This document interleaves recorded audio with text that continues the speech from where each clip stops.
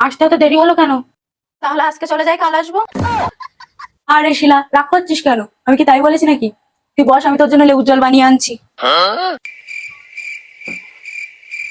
শিলা, এনে ধর।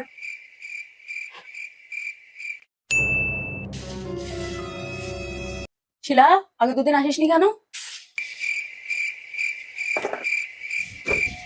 কেন দিদি, আমরা কি মানুষ না নাকি? আমাদের কি শরীর খারাপ হতে পারে না? তোমরা কি চাকর নাকি? না না, বিশাল বড় মহারানী। তোমার মতোই ঝন্টুর মা সারাক্ষণ খ্যাটখ্যাট খ্যাটখ্যাট করতো, ওই জন্যই তো ওদের বাড়ির কাজটা ছেড়ে দিলাম।